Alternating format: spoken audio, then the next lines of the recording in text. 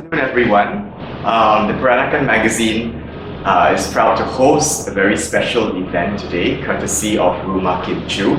It's going to be our very first Chakap Chakap, and we're going to feature a selection of interesting people because they're all young babas whom I think association members have not met before. And we're going to ask them about what they think is special about Peranakan culture and what makes them different and their wishes and aspirations for the culture in the future as well. So stay tuned and we'll have the interview coming in a very short while.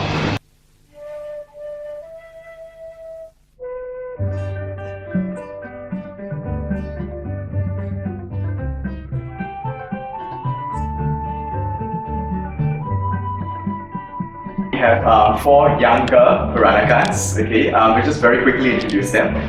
This is Bryan and he's going to be joining us on the magazine committee as one of our new writers.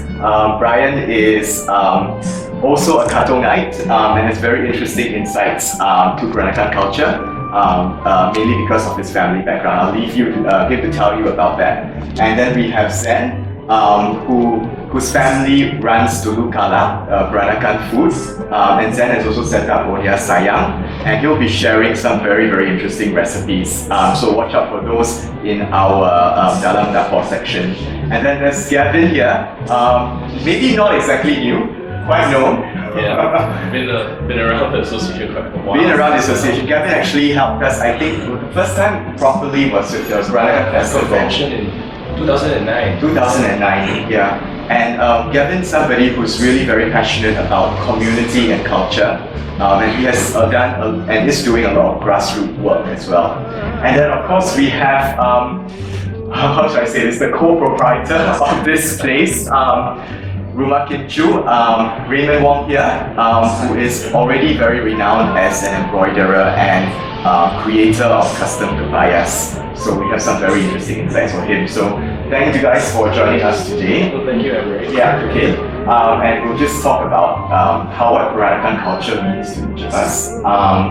So as I was saying, when I was growing up, right, there was I felt this language barrier between me and my classmates because a lot of them came from Mandarin-speaking households, and I couldn't speak Mandarin at all because I was brought up by my grandparents who went through the British education system. So they spoke perfect English, and I benefited, I guess, as a result. But it was a little bit of a difficult situation in school when I started learning Mandarin. And I think we already have footage of two of you. Was it the same for you, Raymond? It was the same case for me, but because what happens is when we're young, we actually at home my dad would actually speak dialect Hokkien more. He do speak Chinese because in his younger days, being the eldest son in the family, he was sent to Chinese school instead of the English school. Alright. Yeah. So they were expecting him to maintain Chinese culture there. Yeah. But for what I know is, even when it comes to primary school, when I was in primary 1 and primary 2, I was at Kochang Presbyterian Boys School, which is just opposite our house Emeric, which is the current Hegel school. So what happens is back then, myself and my second brother Desmond, we were actually studying English most of the time. There's no Chinese. It's only until when Kochang Presbyterian School got combined and shifted to Bishan. And you said English for a minute. It's not even Chinese as a second language. no, I don't remember studying Chinese. Strange, okay. Yeah. And when surprisingly, we actually got connections because my dad being a Hokkien and they have friends who are Hokkiens. They said, okay, we'll try to get you into the Hokkien Playground School. And that's how we ended up in Konghua Primary School. Okay, similar case as me. I was from Gaonan. Gaonan, right? Yeah. So The emphasis on Mandarin was... The emphasis on Mandarin is really, really very strong. But somehow it is a very good basis for us because it is the kind of school that encourages us to be very strong in our Chinese culture. And I think that is actually very important because our Peranakan culture is the same thing. Because in the early days, our ancestors that came, they also emphasized on maintaining the roots and culture, which is the kind of spirit that we should keep in mind all the time. So such school is actually very good. That's interesting. It's like the value system stayed kind of the same actually. I mean, I did have a problem with the language, but I don't know if you remember, we had like this moral education classes. Yeah. And for some reason, moral education was taught in Mandarin. Yes. And I never figured out why I was taught in Mandarin, but maybe it was because of this link to the culture Yeah, I that think so. translates better.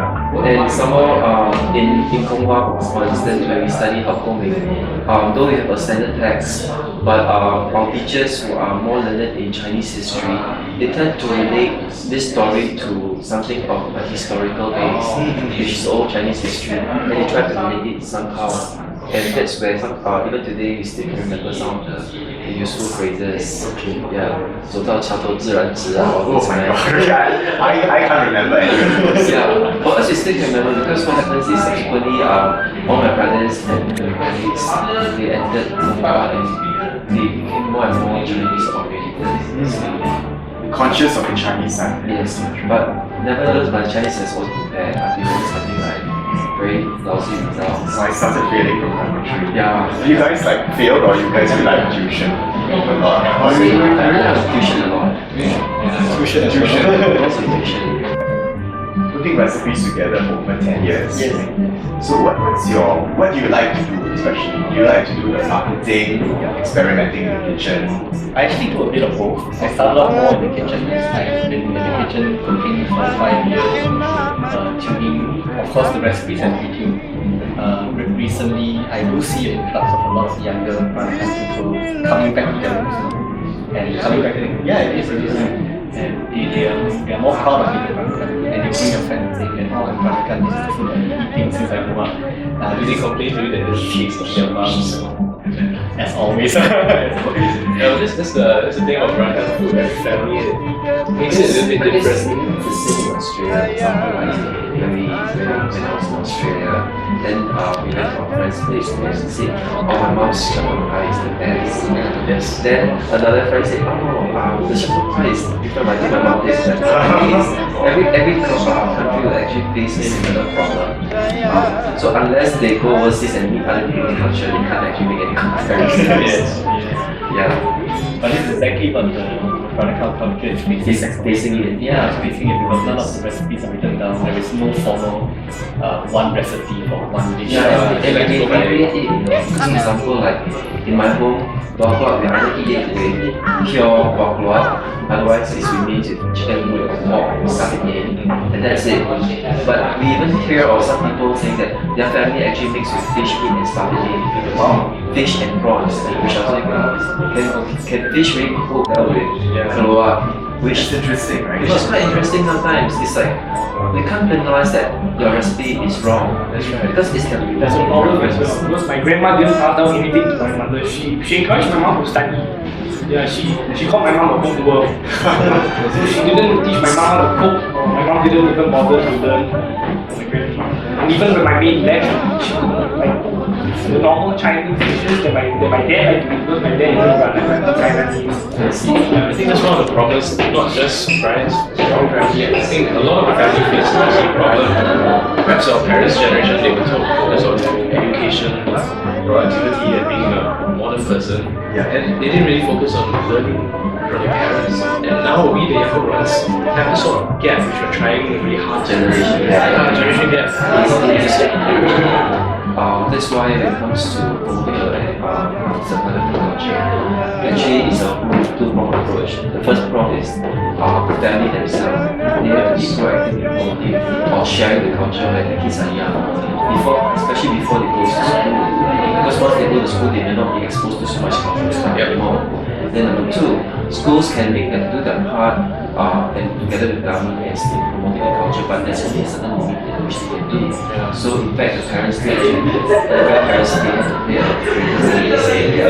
Because the schools can really do like racial holiday, and Chinese New Year celebration, but and promote this culture, but that's how much they can go. Yeah, because you have to be fair to all the other races and Oh, yes, other dialects as well. I think that's a role that we, the younger ones, and the Peranakan Association gameplay as well. We can The elements of all the different cultures and races in Peranakan culture. Actually, in fact, Peranakan culture, it's a culture that is embraced by the Chinese. Because at one point in time, back in the 1960s, before the Muslims became really very conservative, the Muslims were also very Kabbalists. Oh yes, Yeah, and there were Peranakan Indians who are also along the Chinese, yeah. Chinese also very Kabbalists, which is a very common sight. After school, you see them walking around the temple in Kabaya. And It wasn't the conscious thing, unlike now that you said you have racial harmony day, right? Yeah. And the interesting thing is that Peranakans, again, we're not a race, we're an ethnicity. it's a culture. Yeah, it's an ethnic group. Yeah. And I guess back then it was just a way of life for them. Yeah, for everybody. rather than anything particular, it's just a way of life. We actually have one more younger member who's not with us, who's also joined the main committee of the Peranakan Association. That's Gavin area, and he is Eurasian Peranakan. And Kevin's also very renowned for his work in the Eurasian Association. So that's again a very interesting blending of cultures. This time all in one person.